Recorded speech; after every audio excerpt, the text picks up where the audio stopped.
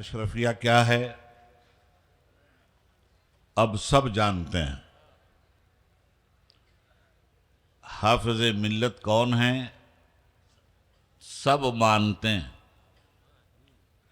मैं ये नहीं कह सकता कि हाफिज मिल्लत को सब जानते हैं। हाफिज मिल्लत को जानने के लिए बड़े इल्म की ज़रूरत है, तकवा की ज़रूरत है, तहारत की ज़रूरत है, मज़हब की ज़रूरत है, सियासत की ज़रूरत है, लताफत की ज़रूरत है, तहजीब की ज़रूरत है। आसान नहीं हाफिज मिल्लत को पहचानना, हाँ मानना ज़रूरी है। मत सहल हमें जानो फिरता है फलक बरसों, तब खाक के पर्दे से इंसान निकलता है। हज़रत की मुबारक ज़ात को हर जाविये के साथ हमारे उलमाए किराम ने आपके सामने पेश किया है। मैं हज़रत की ज़िंदगी का जो माहसल है वो आपके सामने रख कर अपनी बात करना चाहता हूँ। ये जो जामिया के अहाते में आप तशरीफ़ फरमा हैं, इसका कंसेप्ट हुजूर हाफिज़ मिल्लत के उस नज़रिए का हामिल है जिस नज़रिए को वो ज़मीन पर अमली तौर पर बर्पा करना चाहते थे। वो उनका नज़रिया तहफ़्फ़ुज़ शरीयत है। हिफ्ज़ का कोर्स हो या तजवीद का कोर्स हो, दरस आलिया का कोर्स हो या दरस निज़ामिया का कोर्स हो, अशरफिया के अहाते में तालीम का मकसद सिर्फ तहफ़्फ़ुज़ शरीयत है। और तहफ़्फ़ुज़ शरीयत के लिए जाहिद की भी ज़रूरत है, आलिम की भी ज़रूरत है, सियासत की भी ज़रूरत है, बसीरत की भी ज़रूरत है, बसारत की भी ज़रूरत है, दौलत की भी ज़रूरत है, सरवत की भी ज़रूरत है और हुकूमत की भी ज़रूरत है। इस्लामी शरीयत का नाम है हुक्मरानी, और हाफिज मिल्लत इस्लाम के मानने वालों पर इस्लाम की हुक्मरानी का ये महल तामीर करके गए। और उन्होंने ऐसी निशाने मंजिल दुनिया के सामने रखी कि उनके बाद भी उनके इस नज़रियाती मफ़हूम को समझना ज़रूरी है। इस्लाह अमल, इस्लाह माशरा, इस्लाह अकायद, इस्लाह इखलाक, तरबियत, तंजीम, तहरीक और उसकी ताबीर, ये हुजूर हाफिज़ मिल्लत के मिशन का खुलासा है। हम जब ये कहते हैं कि अशरफिया के दामन में हर तरह का इल्म हज़रत का कंसेप्ट था, हज़रत का नज़रिया था, तो हर इल्म एक ताकत है, एक हथियार है, एक औजार है, एक पावर है। उस पावर का इस्तेमाल किसके लिए? उस पावर का इस्तेमाल होना है तहफ़्फ़ुज़ शरीयत के लिए। अब तहफ़्फ़ुज़ शरीयत में आमाल का भी तहफ़्फ़ुज़, अक़ीदे का भी तहफ़्फ़ुज़, इखलाक का भी तहफ़्फ़ुज़, इनकिसार का भी तहफ़्फ़ुज़, एतमाद का भी तहफ़्फ़ुज़, औक़ाफ़ का भी तहफ़्फ़ुज़, कब्रस्तान का भी तहफ़्फ़ुज़, मुस्लिम पर्सनल लॉ का टोटल तहफ़्फ़ुज़। यह है तहफ़्फ़ुज़ शरीयत का वो कंसेप्ट जो हाफिज़ मिल्लत ने दिया। इल्हाद व बेदीनी के मुकाबले में अशरफिया की फ़ौज को सामने आना होगा। हुकूमत के बातिल नज़रियात से टकराने के लिए अशरफिया की फ़ौज को सामने आना होगा। दाखिली एतबार से भी और ख़ारिजी एतबार से भी तहफ़्फ़ुज़ शरीयत का नज़रिया नहायत ही ज़रूरी है और हर दौर में दाखिली एतबार से भी तहफ़्फ़ुज़ शरीयत के कारनामे उलमा ने अंजाम दिए हैं और दाखिली तहफ़्फ़ुज़ शरीयत के कारनामे भी उलमा ने अंजाम दिए हैं। ख़ारिजी एतबार से इस्लामी शरीयत की शबीह को मिटाने के लिए फितने कैसे बर्पा होते हैं। इस्लामी शरीयत की शनाख्त मस्जिद से है, इस्लामी शरीयत की शनाख्त मदरसों से है, इस्लामी शरीयत की शनाख्त औकाफ की जायदाद से है, इस्लामी शरीयत की शनाख्त मुसलमानों की तहजीब से है, उनके आसार से है, मुसलमानों की जहनसाजी से है। अब आज देखें आप, दाखिली तौर पर अगर इस्लामी शरीयत की शबीह बिगड़ रही हो तो उलमा का क्या किरदार होना चाहिए, और ख़ारिजी तौर पर अगर इस्लामी शरीयत को चैलेंज दिया जा रहा हो तब उलमा का क्या किरदार होना चाहिए। आज ख़ारिजी तौर पे भी इस्लाम ख़तरों की जद में है, दाखिली तौर पे भी शरीयत का चेहरा बुरी तरह से मस्ख किया जा रहा है। मैं इन 2 पॉइंट पर, हाफिज़ मिल्लत यही 2 काम चाहते थे, ख़ारिजी तौर पे भी हम एक ऐसी फ़ौज तैयार कर दें कि बाहर की कोई भी ताकत अगर इस्लामी फ़िक्र और नज़र के ऊपर गालिब होना चाहे तो हम उसको कुरान करीम की आयत सुना दें, हुवल्लज़ी अरसला रसूलहू बिलहुदा व दीनिल हक़्क़ लियुज़हिरहू अलद्दीन कुल्ली वलौ करिहल मुशरिकून। वही अल्लाह है जिसने अपने रसूल को दीन हक़ के साथ इस दुनिया में भेजा ताकि वो इस्लाम को सारे अदियान पर गालिब कर दे। आज हम अपने मुल्क में इस्लाम की खिदमत कैसे कर सकते हैं। आज हमारे मुल्क में इस्लाम के सिपाहियों का नाम क्या है। इस्लाम को कबूल करने वाले लोगों ही का नाम मुसलमान है और इस मुसलमान की जिम्मेदारी दाखिली एतबार से भी शरीयत की हिफाजत है और ख़ारिजी एतबार से भी शरीयत की हिफाजत है। दाखिली एतबार से जहाँ जहाँ शरीयत मजरूह हो रही है मुसलमानों के हाथों से, वहाँ मुसलमानों के लिए इस्लाह माशरा नागुज़ीर है। और ख़ारिजी एतबार से हुकूमत अगर बेईमानी कर रही है, हुकूमत अगर मुसलमानों की शबीह बिगाड़ रही है, हुकूमत अगर शरीयत के तहफ़्फ़ुज़ के मामले में आड़े आ रही है, हुकूमत अगर मुस्लिम पर्सनल लॉ में इंटरफेयर कर रही है, तो फिर ये उलमा की ज़िम्मेदारी है कि उलमा सही तरीके से ख़ारिजी एतबार से भी मैदान अमल पकड़ें और ज़ाहिरी एतबार दाखिली एतबार से भी मैदान अमन पकड़ें। ये उलमा की ज़िम्मेदारी है। तो आज हालात क्या हैं हमारे? मस्जिदें महफूज हैं, खानकाहें महफूज हैं, मज़ारात महफूज हैं, औकाफ की जायदादें महफूज हैं, खुद मुसलमान महफूज हैं, मदारिस महफूज हैं।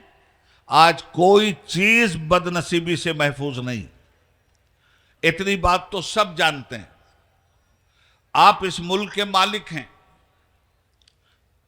आप इस मुल्क में किसी के नौकर नहीं और ये मुल्क किसी के बाप की जागीर नहीं।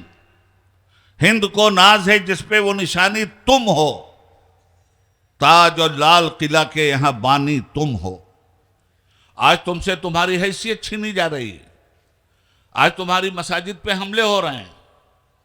तो ऐसे आलम में आपकी जिम्मेदारी क्या है और उलमाए ज़वील एहतराम की जिम्मेदारी क्या है? ये वो बर्निंग सुलगता हुआ टॉपिक है जिस पर गुफ्तगू करना बहुत ज़रूरी है। एक दौर आया था जब मुल्क तकसीम के मरहलों से गुजरा था।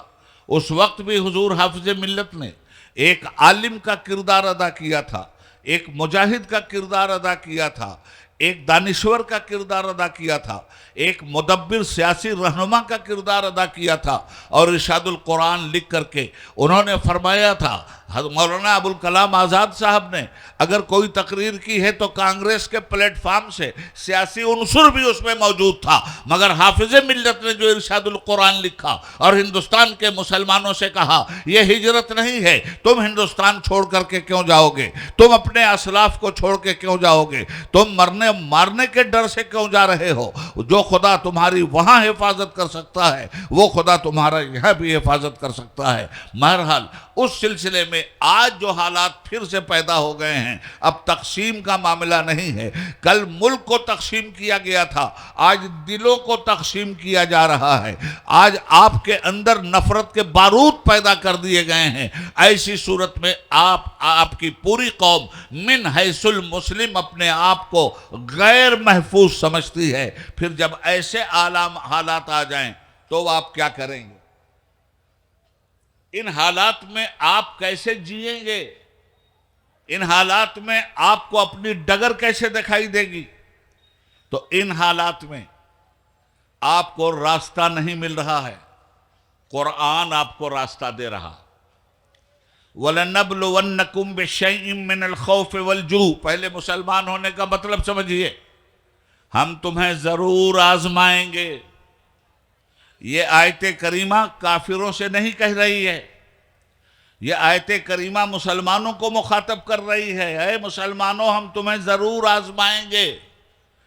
वलनब्लुवन्नकुम बिशैइन मिनल खौफ वल जू, भूख से, प्यास से, व नक्सिम मिनल अमवाल, तुम्हारे माल की बर्बादी से, वल अनफुस, तुम्हारी जान की हलाकत से, व समरात, तुम्हारे फलों से। और फल से मुराद आम का फल नहीं है, फल से मुराद तुम्हारे असगर हैं, फल से मुराद तुम्हारे अकबर हैं, फल से मुराद तुम्हारे अब्बास हैं, फल से मुराद तुम्हारे कासिम हैं, फल से मुराद तुम्हारी औलादें हैं। हम जरूर तुम्हें आजमाएंगे। लोग 420 रुपये में जन्नत अगर बांट रहे हैं तो फर्जी जन्नत उनको मुबारक हो। जन्नत इस तरह नहीं मिलती, जन्नत तलवारों के साए से गुजरने के बाद मिलती है। जन्नत के लिए अल्लाह कहता है कि अभी तो हमने तुम्हें आजमाया ही नहीं, तुम जन्नत के काबिल हुए भी या नहीं हुए। तो हजरत गिरामी इस बात को जहन में रखिएगा। आज कुदरत कह रही है कि हम तुम्हें आजमाएंगे, हम देखेंगे कि आजमाइश के मौके पर तुम ईमान के किस पायदान पे खड़े हुए हो। आज आजमाइश के दौर से हम और आप गुजर रहे हैं। दुनिया हमें इस्लाम से बरगश्ता करना चाहती है। हमारा फरीज़ा क्या है? अब तक तो हम बदअमल रहे, अब तक तो हम बदअकीदा रहे, अब तक तो हम बदअखलाक रहे, अब तक तो हम बदअतवार रहे, अब तक तो हमने अपने माशरे में बेपुनाह बुराइयाँ पैदा कर दी। मगर जब ज़माना हमें मिटाना चाहता है, इस्लाम को मिटाना चाहता है, हमारी मस्जिदों को मिटाना चाहता है, 1800 मस्जिदें टारगेट पे हैं कि इन मस्जिदों को ख़त्म किया जाएगा। ख्वाजा साहब का मज़ार टारगेट बना लिया गया है कि ख्वाजा साहब के मज़ार के साथ भी मुकदमाबाजी की जा रही है। मैं आपसे कहना चाहता हूँ, क्या ये सुलगते हुए मसाइल नहीं हैं? क्या इन मसाइल पर आपकी बेदारी ज़रूरी नहीं है? क्या इन मसाइल को जानना आपके लिए ज़रूरी नहीं है? आखिर जब इतना बड़ा बड़ा मजमा होता है तो आपको अगर नहीं बताया जाएगा तो बताया किसको जाएगा? आपको अगर राह अमल नहीं दिखाई जाएगी तो दिखाई किसको जाएगी?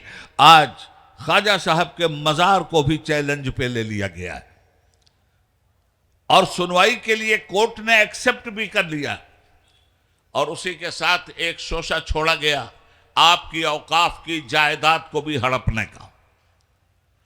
आपकी औकाफ की जायदाद के बारे में ये पहले समझ लीजिए कि औकाफ है क्या। हिंदुस्तान में सबसे ज्यादा जमीन आर्मी के पास है, फौज के पास। उसके बाद सेकंड नंबर पर सबसे ज्यादा जमीन रेलवे के पास है। तो रेलवे भी हुकूमत की है, आर्मी भी हुकूमत की है। हुकूमत पूरे हिंदुस्तान की जमीन ले ले अगर मुल्क के मफाद के लिए, तो जमीन हम अपनी जान भी अपने देश की हिफाजत के लिए देने के लिए तैयार हैं। मगर ये जो वक्फ की जमीन है आपकी, रेलवे के बाद, आर्मी के बाद सबसे ज्यादा जमीन वक्फ की जायदाद की है, वक्फ के इमलाक की। ये किसकी है? ना हुकूमत की, ना हुकूमत के बाप की है। ये जमीन आपकी है, आपके बाप की है। ये जमीन हमने हुकूमत की जमीन लेकर के नहीं वक्फ किया है, ये हमने अपनी जमीन वक्फ किया। और जो जमीन वक्फ होती है उसका मालिक अल्लाह होता है। भारत की धरती पर तकरीबन 6 लाख एकड़ से ज्यादा जमीनें हमारी वक्फ में। हमारे बुजुर्गों ने क्यों वक्फ किया था ये जमीनें? और ये जमीनें भी शरीयत इस्लामिया के दायरे में आ रही। वक्फ की जमीन अल्लाह की मिल्कियत है। एक वाकिफ जब वक्फ करता है कोई जमीन, तो फिर वो अल्लाह की जमीन है। अब किसी मुसलमान की जमीन नहीं, किसी गैर मुस्लिम की जमीन नहीं। वो जमीन बेची भी नहीं जा सकती, उसका कोई खरीदार भी नहीं बन सकता। अब वक्फ करने वालों को अल्लाह ताला उनकी मगफरत फरमाए। कुछ लोगों ने मदरसों के लिए वक्फ किया, कुछ लोगों ने मस्जिदों के लिए वक्फ किया, कुछ लोगों ने स्कूलों के लिए वक्फ किया। वक्फ की जायदाद वाकिफ की मर्जी के मुताबिक उसकी दौलत को खर्च किया जाएगा। ये वक्फ की जायदाद पर हुकूमत की नापाक नजर है। ये वक्फ बिल, ये वक्फ एक्ट बना कब? मुल्क आजाद हुआ 15 अगस्त 1947 को। मुल्क को दस्तूर मिला 26 जनवरी 1950 को। और 1955 में पहली मर्तबा ये वक्फ बिल आया, वक्फ का कानून बना। समझिए बात को, यह आपकी चीज है, यह न मोदी की चीज है, न मोदी की चीज है। आज इसको हड़पने की कोशिश की जा रही है। पहली मर्तबा 1955 में वक्फ का कानून बना और वक्फ की इमलाक के लिए बाकायदा मिनिस्ट्री बनी, वक्फ बोर्ड बने, वक्फ काउंसिल बनी।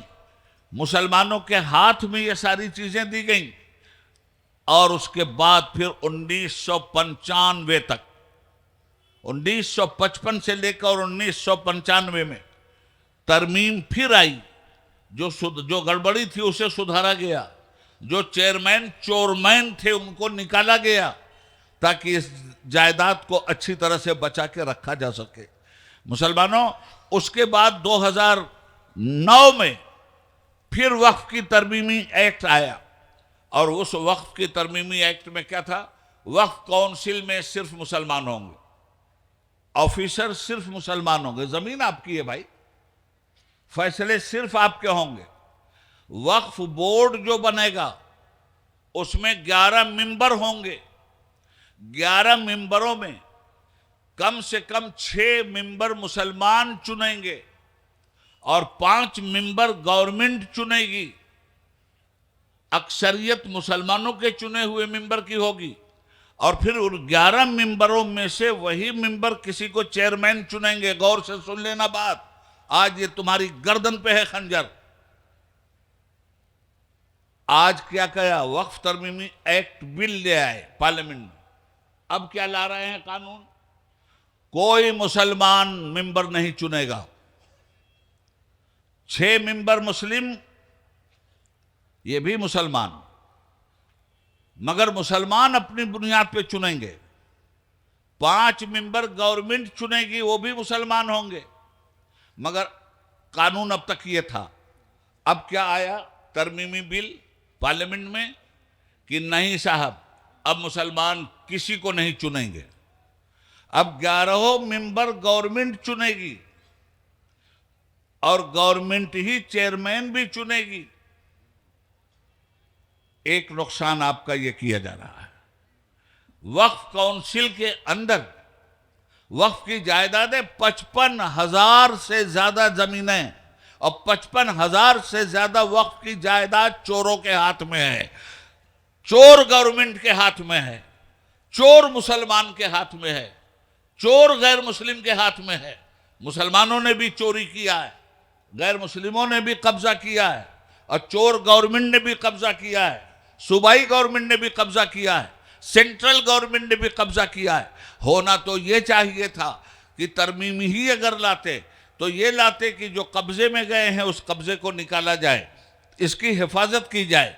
मगर ये नहीं। इसकी हिफाजत के लिए क्या था कानून? एक सर्वे कमिश्नर, खूब अच्छी तरह ध्यान में रखना, एक सर्वे कमिश्नर बनाया जाता था अब तक, जो पूरे सूबे का सर्वे कमिश्नर होता था। उसका काम क्या था? पूरे सूबे में वक्फ की जायदाद को सर्वे करके गवर्नमेंट के सामने ले आए और वो बताए कि वक्फ की जायदाद पूरे सूबे में इतनी है, और इंक्रोचमेंट उसमें इतना हुआ है, मुसलमानों ने इतना नाजायज कब्जा किया है, गैर मुस्लिमों ने इतना नाजायज कब्जा किया है, और गवर्नमेंट ने इतना नाजायज कब्जा किया है। सर्वे कमिश्नर का काम ये, तो एक कमिश्नर पूरे हिंदुस्तान में नहीं, हर सूबे में था। अब ये जो अमेंडमेंट आ रहा है, अब ये जो तरमीमी बिल आ रहा है, अब ये मिस्टर मोदी कहते हैं कि नहीं साहब, हमने सर्वे कमीशन को खत्म कर देना है। अब सर्वे कमिश्नर खत्म है इस बिल में, अब ये काम किसको दिया जा रहा है? कलेक्टर साहब को, कि कलेक्टर सर्वे करेगा। तो भाई यूपी में एक सर्वे कमिश्नर था जो पूरे यूपी का सर्वे कर रहा था, उसका सिर्फ इतना ही काम था। यूपी में 80 जिले हैं तो 80 सर्वे कलेक्टर होंगे।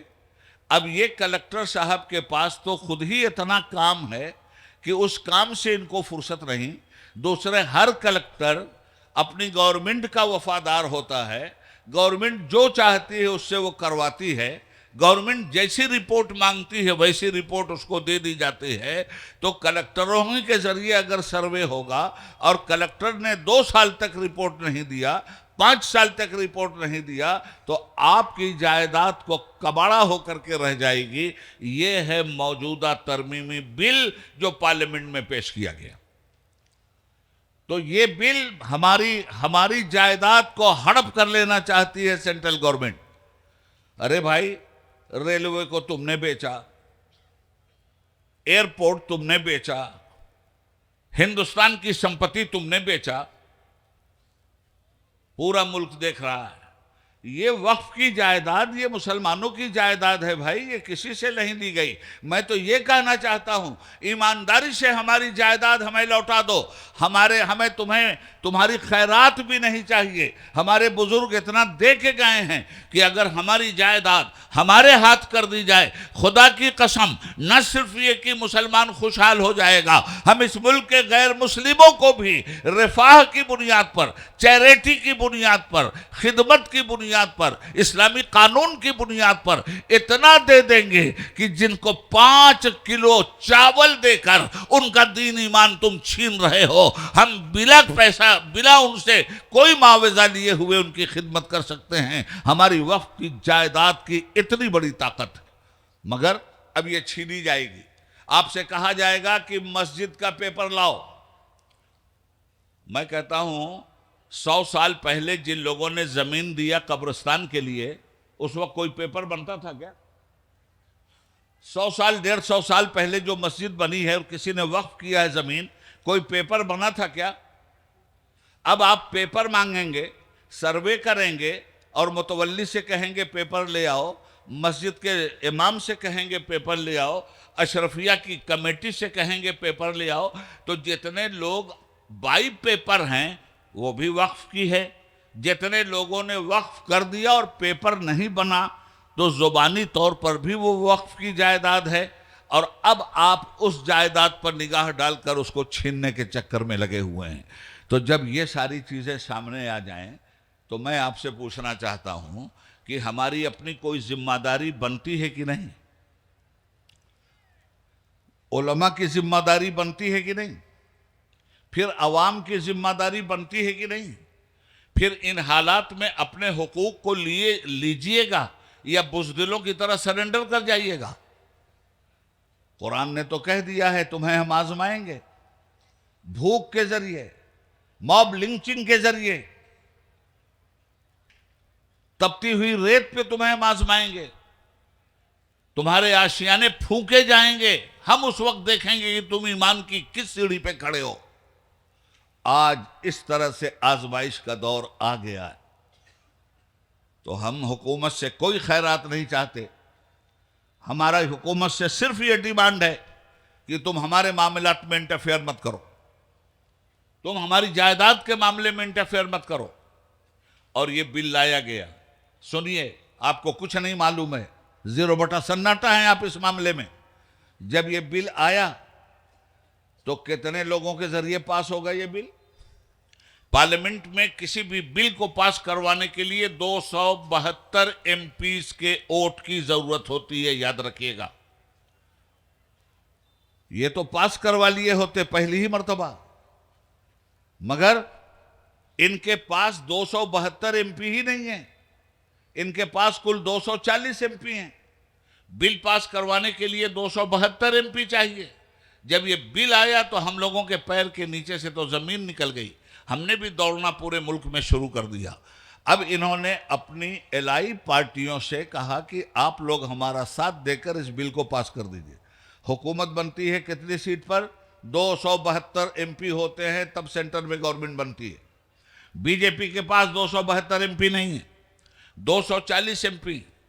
बाहर से 52 एमपी उनकी मदद कर रहे हैं जो एनडीए कहलाते हैं। तब ये गवर्नमेंट बैसाखी पे चल रही, नीतीश कुमार की बैसाखी पे ये गवर्नमेंट चल रही, बिहार के चीफ मिनिस्टर की, आंध्र प्रदेश के चीफ मिनिस्टर मिस्टर बाबू की बैसाखी पे ये गवर्नमेंट चल रही है। तो जब ये गवर्नमेंट दूसरी बैसाखियों पे चलती, हम गए, हमारा पूरा बोर्ड गया, नीतीश के पास भी गए, चंद्रबाबू नायडू के पास हम आंध्रा भी गए, और हमने उनसे कहा, साफ कहा कि Chandrababu Naidu chief minister of Andhra Pradesh, BJP कहती है कि हम पावर में आए तो मुसलमानों को रिजर्वेशन नहीं देंगे, और आप कहते हो कि हम पावर में आए तो मुसलमानों को रिजर्वेशन देंगे। आपने पावर में आके साबित भी किया, अलाइज आप बीजेपी के बने हुए हो, और पावर में आकर बीजेपी आपके यहाँ आके बोल की गई कि मुसलमानों को रिजर्वेशन नहीं देंगे, और चंद्रबाबू ने ऐलान किया कि हम मुसलमानों को रिजर्वेशन देंगे, और वो पास हो गया। चंद्रबाबू नायडू ने कहा कि हम हर मस्जिद को 10,000 रुपया माहाना देंगे, वो भी पास हो गया। उन्होंने कहा हम हर इमाम को 10,000 रुपया माहाना देंगे, उन्होंने कहा हम हर मुअज्जिन को 5,000 रुपया माहाना देंगे। तो चंद्रबाबू नायडू तो अपने आंध्र प्रदेश में अपनी गवर्नमेंट में ये कारनामा अंजाम दे रहे हैं। हमने उनसे कहा, मिस्टर चीफ मिनिस्टर, इस बिल की आप हिमायत नहीं करेंगे, और अगर आप लोगों ने इस बिल की हिमायत की और ये बिल पास हो गया पार्लियामेंट में और मुसलमानों की गर्दन पर सियासी तलवार चल गई, तो फिर याद रखिएगा कि कैलेंडर की 30 तारीख आखिरी तारीख नहीं होती, उसके बाद फिर पहली तारीख आ जाती है। 5 साल की सियासी दुकान है आपकी, 5 साल के बाद हम आपके चप्पे चप्पे पे आएंगे, और जिस तरह मुसलमानों ने जितवाया है उसी तरह हम आपकी जमानत भी जब्त करवाएंगे। बड़ी सख्त बातें करके हम आए हैं, और उन्होंने पार्लियामेंट में अपना बयान दिया, उनकी पार्टी के लीडर ने, कि हम इस बिल की हिमायत नहीं करते। समझ जाओ, इसको बेदार करना आपको बहुत जरूरी है। तो जब बिल उन्होंने पेश तो कर दिया था पास करवाने के लिए, मगर जब उन्होंने देखा कि 272 एमपी नहीं मिलेंगे, तो चोर दरवाजा हुकूमत ने देखा और उसे ज्वाइंट पार्लियामेंट्री कमेटी के पास भेज दिया। क्या होती है ज्वाइंट पार्लियामेंट्री कमेटी? JPC। हर पार्टी के मेंबरानों को इकट्ठा करके एक पार्टी बना दी जाती है, और उसके हवाले यह कर दिया गया कि आप लोग इसको देखिए कि मुल्क की राय क्या है। अब पूरे मुल्क की राय तलाश करने लगे बीजेपी ज्वाइंट पार्लियामेंट्री कमेटी। वो लखनऊ भी आई, वो आंध्रा भी गई, वो आसाम भी गई, हर जगह गई। उन्होंने हम लोगों से सिग्नेचर मांगा कि आप इस बिल की हिमायत करते हो या मुखालिफत। हमारे बोर्ड ने सारे हिंदुस्तान के मुसलमानों में प्रचारों प्रसार कर दिया कि हम इस बिल की मुखालिफत करते हैं, आप लोग अपना सिग्नेचर भेजिए। अल्लाह के करम से 6 करोड़ मुसलमानों का सिग्नेचर गया कि हम इस बिल की मुखालिफत करते हैं। उसके बाद भी हर सूबे में दौरा होने लगा, और हम इस सेशन में जो 25 नवंबर से शुरू हुआ है पार्लियामेंट का, हम डरे हुए थे कि इस सेशन में ये बिल आ जाएगा, मगर गवर्नमेंट 2 कदम पीछे हटी, इसलिए कि JPC ने यह कह दिया कि हम अभी रिपोर्ट देने की पोजीशन में नहीं हैं, हमें और टाइम चाहिए। गवर्नमेंट ढीली हुई। मैंने 24 नवंबर को लाखों लाख के मजमे में बेंगलौर की सरजमीन पे कहा, गवर्नमेंट ढीली हुई है, हमें ढीला नहीं होना है, हमें अपना मुतालबा बराबर जारी रखना है। एहतजाज हमारा बुनियादी हक है, मुजाहिरा हमारा बुनियादी हक है, पुरअमन मुजाहिरा हम करते हैं और करते रहेंगे, और किसी भी सूरत में हम वक्फ की जायदाद से दस्तबरदार होकर गवर्नमेंट के गुमराह कुन नजरियात का शिकार नहीं हो सकते। आज ये बहुत बड़ा मसला आपके सामने है। तो अब इन हालात में डर के इस्लाम छोड़ दीजिएगा। इस्लाम को कोई खतरा नहीं, याद रखिएगा। किसी दौर में इस्लाम को खतरा नहीं था। खतरा आपके लिए है। इस्लाम के को मिटाने की बात अगर कोई नापाक सोचता है तो भूल जाए। हलाकू खां ने भी सोचा था इस्लाम को मिटाने की बात। 18 लाख लाशें आपकी पटवा दी थी। आपके सर की खोपड़ी के मीनार बनवा करके उसने अपनी फतह का जुलूस निकाला था, और उसने बगदाद में ऐलान कर दिया कि आज हमने इस्लाम को खत्म कर दिया। मगर जिस जमाने में बगदाद में इस्लाम का सूरज गुरूब हो रहा था, ठीक उसी जमाने में इस्लाम का सूरज मलेशिया में निकल रहा था, इंडोनेशिया में निकल रहा था, जावा समातरा में निकल रहा था। जहां में अहले ईमान सूरत खुर्शीद जीते हैं, इधर डूबे उधर निकले, उधर डूबे इधर निकले। इस्लाम कहीं से नहीं खत्म होने वाला। इस्लाम की गारंटी रब्बुल आलमीन ने ली है, मगर आपकी गारंटी नहीं ली है। आपकी गारंटी के लिए परवरदिगार ने शर्त रखी है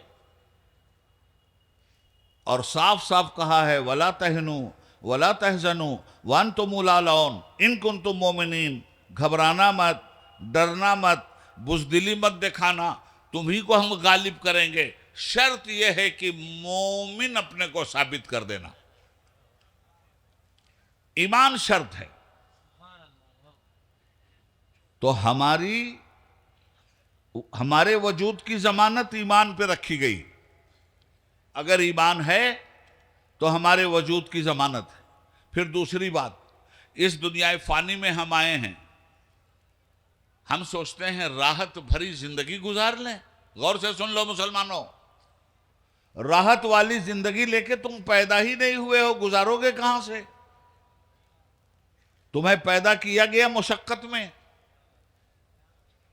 ला उक़्सिमु बिहाज़िल बलद व अंत हिल्लुम बिहाज़िल बलद लक़द ख़लक़नल इंसाना फ़ी कबद। हमने इंसान को पैदा ही ऐसा किया है कि ये मुशक्कत झेले। तो मुशक्कत तो हर हाल में झेलना है। पैदा हुए बिला मुशक्कत के, दूध मिला बिला मुशक्कत के, बचपन गुजरा बिला मुशक्कत के, जवानी में जूता तोड़ रहे हो बिला मुशक्कत के, बाल बच्चों के लिए खून पसीना बहा रहे हो बिला मुशक्कत के, हिंदुस्तान छोड़ के सऊदीया में जाकर के नौकरी करके पैसा कमा रहे हो बिला मुशक्कत के। इंसान की जिंदगी ही मुशक्कत से भरी हुई है। कुदरत ने इंसान के लिए यही नेचर बनाया है। तो जब मुशक्कत के साथ बाहर जाकर पैसा कमाकर यहां घर बना रहे हैं और घर पे बुलडोजर चल रहा है, तो एक घर ऐसा बनाओ ना यार, जहां बुलडोजर चलाने वालों को उस घर में रहकर देखो जहन्नम में जल रहा है। इस दुनिया को तो छोड़ के जाना है, घर तो आखिरत का है। मुझे बताओ, हाफिज मिल्लत ने कौन सा मकान बनाया? हाफिज मिल्लत ने कौन सी दुनिया की दौलत जमा की?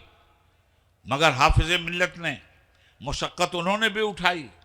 कुफ्र भी मुशक्कत उठाता है, मोमिन को भी मुशक्कत उठाना है। दोनों तरफ से जंग होती है, दोनों तरफ से सूरमा निकलते हैं, दोनों तरफ से कुश्ते के पुश्ते पड़ते हैं, दोनों मुशक्कत करते हैं। एक नेगेटिव करता है, एक पॉजिटिव करता है। आपको मुशक्कत करना है तो राह खुदा में करना है।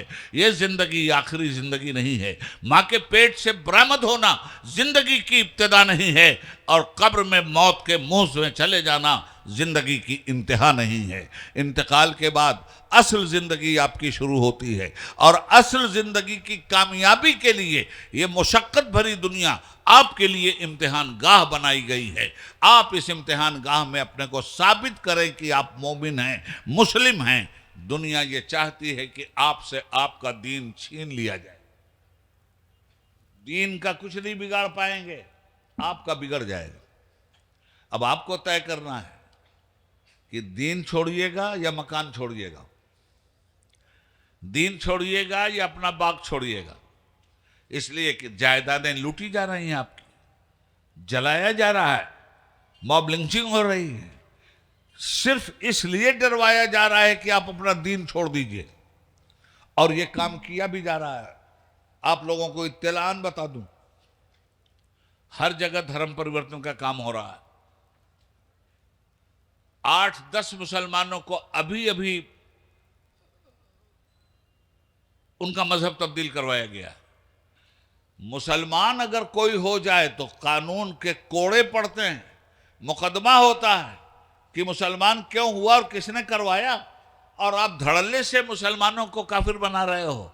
आपके ऊपर कोई मुकदमा नहीं होता। आप मुसलमानों की जायदाद लूट रहे हो, आपके ऊपर कोई मुकदमा नहीं होता। आप मुसलमानों का घर जला रहे हो, आपके ऊपर कोई मुकदमा नहीं होता। बिल्किस बानो के साथ सामूहिक बलात्कार हुआ गुजराल की धरती पर, और उन जालिमों को जो कैद की सजा दी गई थी, इसी 15 अगस्त को, पिछले 15 अगस्त को गुजरात की गवर्नमेंट ने उन तमाम जालिमों को आजाद कर दिया।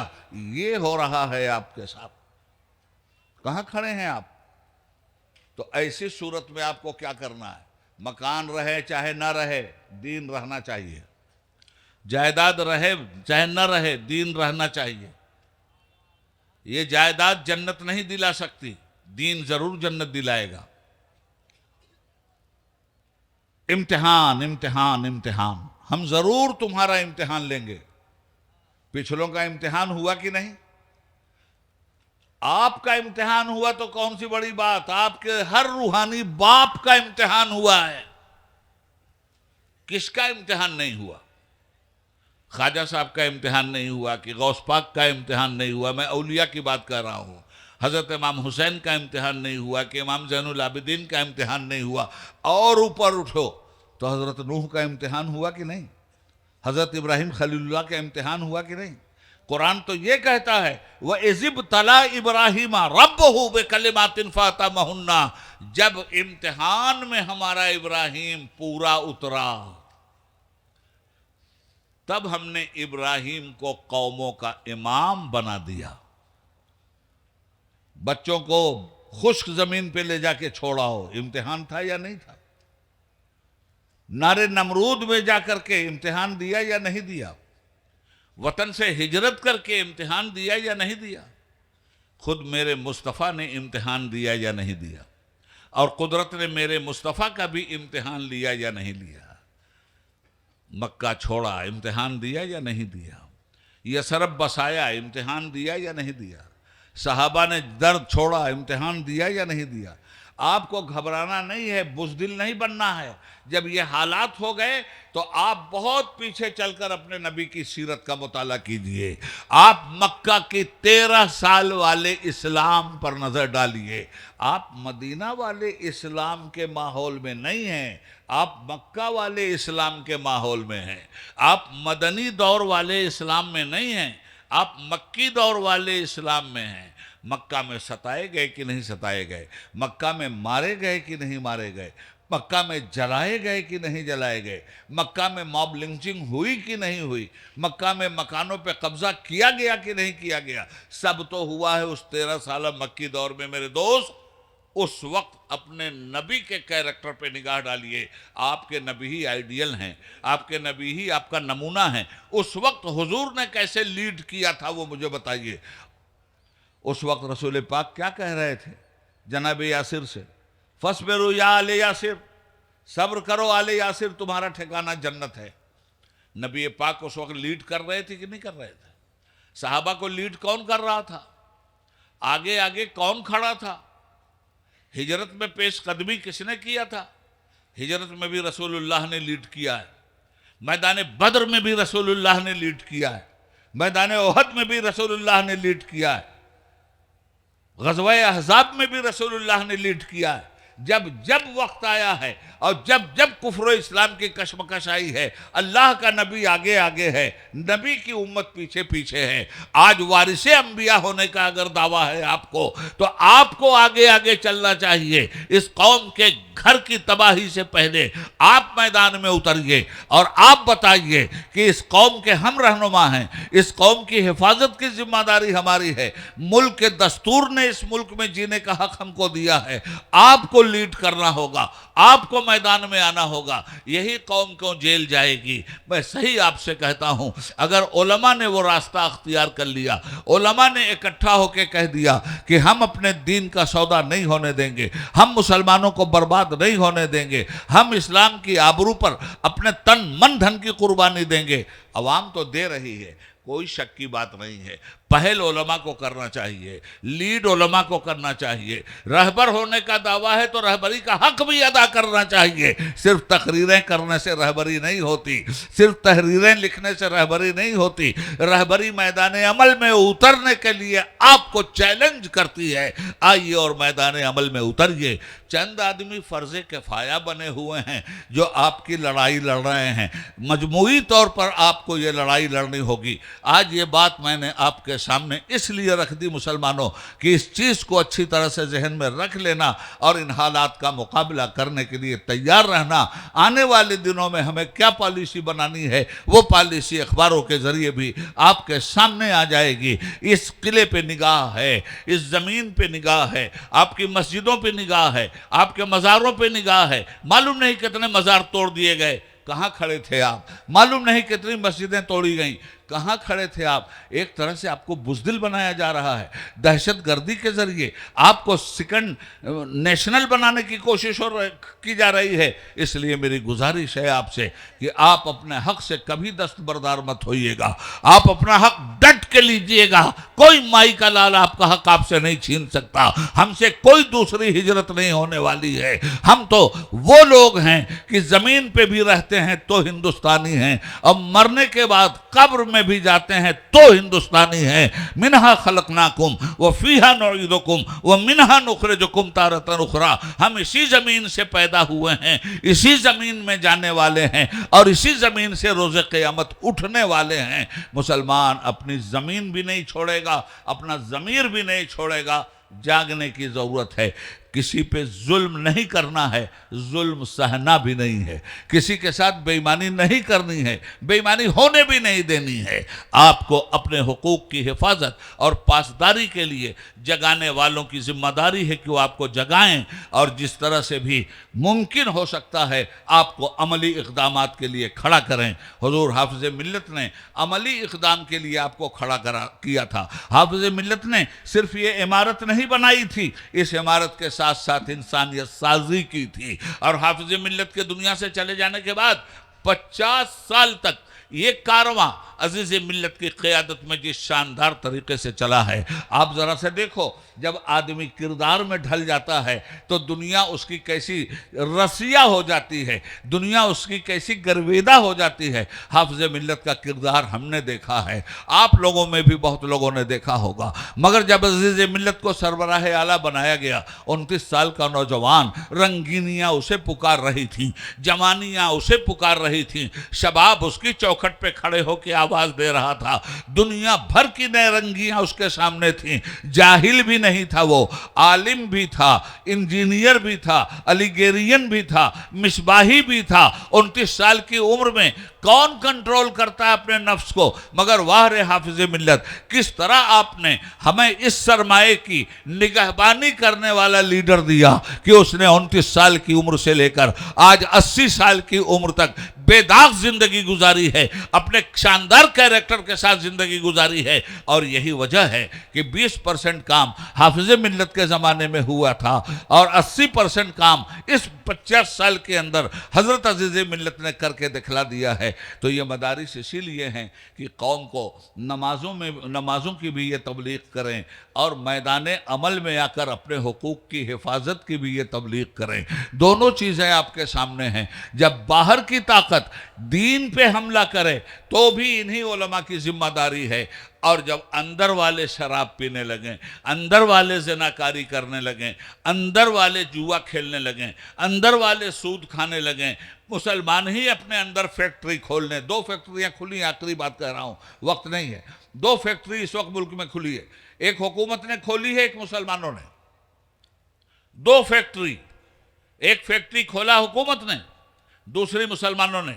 हुकूमत की फैक्ट्री से दहशतगर्दी निकलती है, हुकूमत की फैक्ट्री से मॉब लिंचिंग निकलती है, हुकूमत की फैक्ट्री से मस्जिदों पर हमला निकलता है। यह हुकूमत की स्पॉन्सरशिप है। और मुसलमानों की फैक्ट्री से क्या निकलता है? बदअमली। मुसलमानों की फैक्ट्री से जुआ, मुसलमानों की फैक्ट्री से शराब, मुसलमानों की फैक्ट्री से चोरी सीनाजोरी, मुसलमानों की फैक्ट्री से बदअमली बदअखलाकी, मुसलमानों की फैक्ट्री से तर्के नमाज निकलती है। जुमा के दिन मस्जिद भर गई और 7 दिन मस्जिद खाली। हिंदुस्तानी मुसलमान किस कब्रिस्तान में रहा 7 दिन? जुमा के दिन मस्जिद भर रहा है। यह फैक्ट्री बदअमली की मुसलमानों ने खोली है। तो हाफिज़ मिल्लत ने इस्लाह माशरा का भी इंतज़ाम किया। और हाफिज़ मिल्लत ने हर फील्ड के लोगों, अभी हमारे सारे उलमा चीख चीख के कह रहे थे, हर फील्ड में हम पैदा हुए, हर फील्ड में हम पैदा हुए। दुनिया भर की फील्ड गिना दी गई, सियासत की फील्ड नहीं गिनाई गई। भाई सियासी एतबार से ताकत होगी जभी तो आप लड़ाई लड़ोगे। इंजीनियर गिना दिया आपने, डॉक्टर गिना दिया आपने, मालूम नहीं क्या क्या गिना दिया आपने। सियासी मुदब्बिरीन भी तो गिनाना। ऐसा नहीं कि अशरफिया ने पैदा नहीं किया था। अशरफिया का एक नालायक तालिब इल्म तुम्हारे सामने है, लोग 6 साल के लिए जाके आउट हो जाते हैं, ये 18 साल के बाद भी आउट नहीं हुआ है। तो ऐसा नहीं है। हम दीन क्या चाहता है? ताकत। दीन चाहता है हुक्मरानी। और कोई भी दीन हो बिला हुक्मरानी के नहीं चल सकता, बिला ताकत के नहीं चल सकता। अमल की ताकत हो, अकीदे की ताकत हो, दौलत की ताकत हो, सियासत की ताकत हो, दीन को हर तरह की ताकत चाहिए। इसलिए हाफिज़ मिल्लत का यह कंसेप्ट था कि हम हर ताकत को अशरफिया के पेट से पैदा करेंगे। और हाफिज़ मिल्लत ने हर ताकत को कुछ कम या कुछ ज्यादा अशरफिया के पेट से पैदा किया। बेशुमार उलमा, मुहद्दिस, मुफक्किर, मुबल्लिग बेपनाह हैं, मुहर्रिर, मुकर्रिर बेपनाह। मगर अहले अशरफिया का सियासत में फर्ज़े किफ़ाया है उबैदुल्लाह आज़मी। तो फर्ज़े किफ़ाया से काम नहीं चलाना चाहिए। इतने लोगों को पैदा कर दिया जाए कि फर्ज़े किफ़ाया की ज़रूरत नहीं हो, बल्कि ओरिजिनल फ़र्ज़ के साथ ज़मीन पे काम किया जाए। और ऐसा नहीं है कि हमारे उलमा में वो सियासी तदब्बुर नहीं है। इन्हें मैदान में निकलना चाहिए। मदरसों की, मुल्क की हिफाजत के लिए फ़ौज है सरहद पे। फ़ौज सरहद पे ना हो तो मुल्क की हिफाजत नहीं होगी।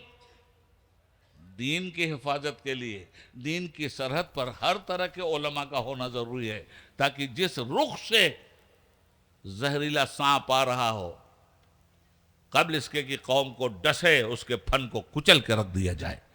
ये थोड़ी सी बातें मैंने आपसे कह दी और वक्त भी नहीं है। बहुत सारे तलबा की दस्तारबंदी भी होने वाली है।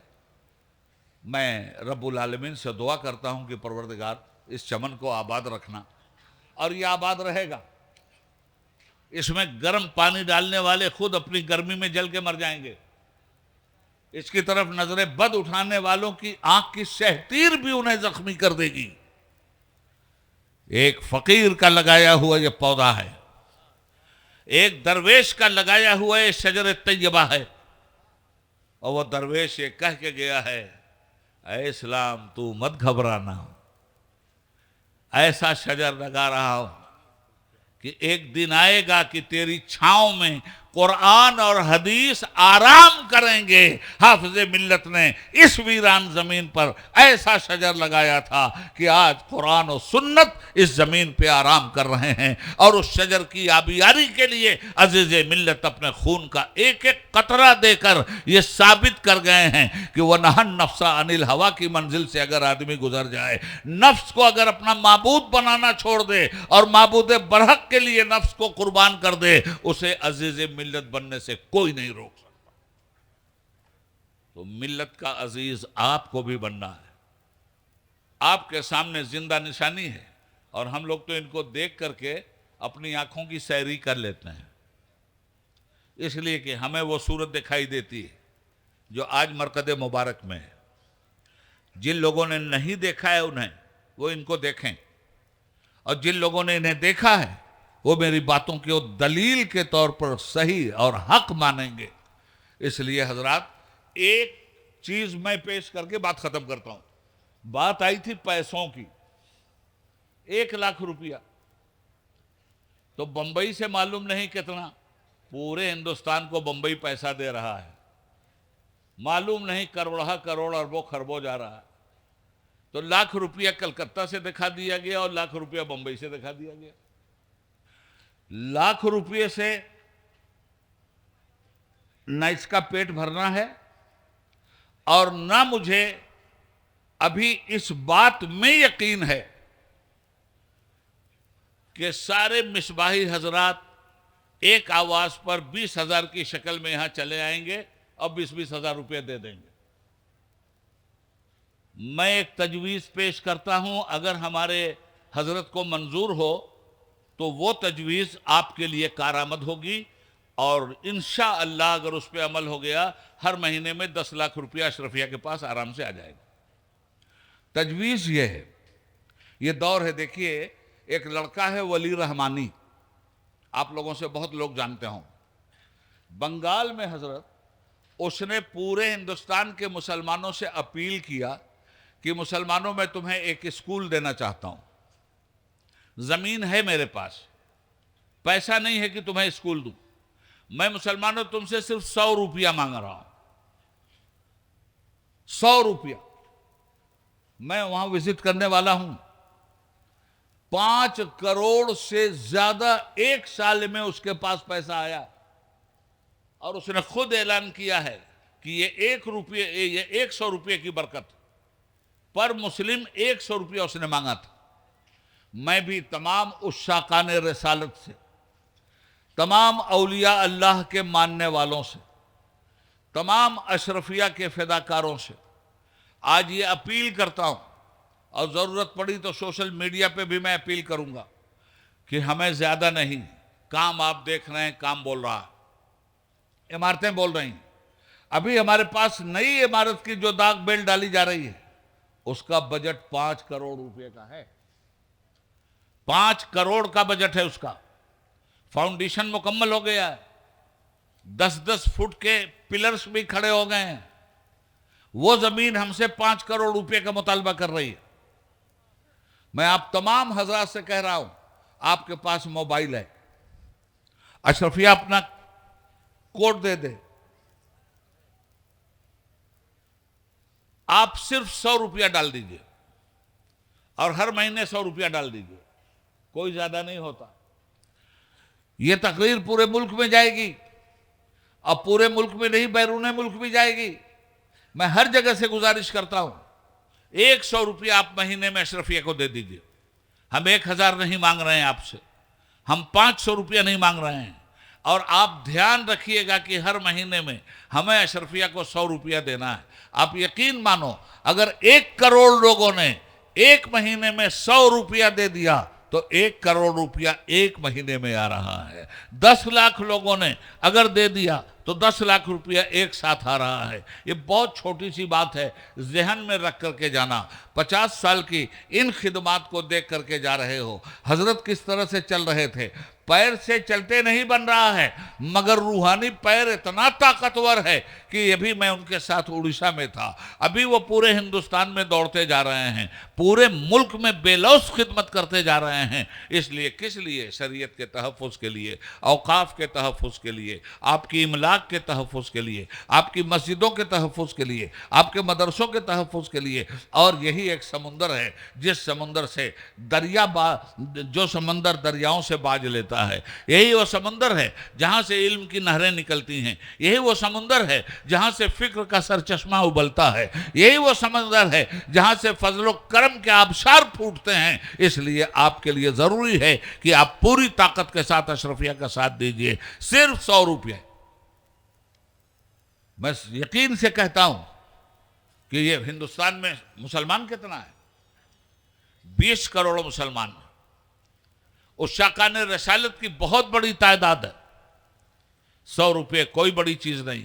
आज ये जो लाखों का मजमा आया था, मैं आपसे गुजारिश करता हूं, घर जाने से पहले इसके कोड में 100 रुपया डाल दीजिएगा। 100 रुपये से ज्यादा अगर आप डाल रहे हैं आपकी मर्जी, मगर 100 रुपये अपने ऊपर फर्ज कर लीजिए।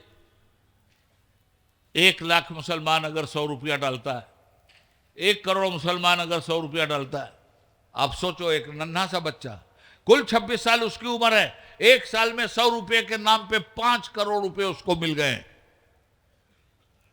तो इसको नहीं मिल सकता?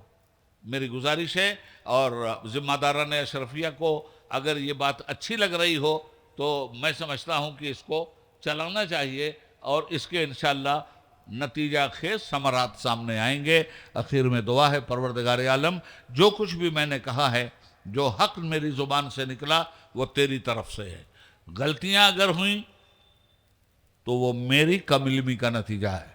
हमेशा की तरह आज के इस जलसे में भी तेरी बारगाह में अपनी स्टेज की गलती से, अपनी ज़िंदगी के हर गुनाह से, हर कुफ्र से, हर शिर्क से, हर बिदात से, हर गुनाह कबीरा से, हर गुनाह सगीरा से तेरे बंदों को गवाह बनाकर खुली हुई तौबा करता हूँ। मेरे माबूद, मेरी तौबा को भी कबूल फरमा, इस पे कायम रहने की तौफीक भी अता फरमा। खूब की शहर चमन फूल चुने शाद रहे, बागबां जाता हूँ गुलशन तेरा आबाद रहे। इस्लाम जिंदाबाद, अशरफिया पाइंदाबाद। सलाम अलैकुम।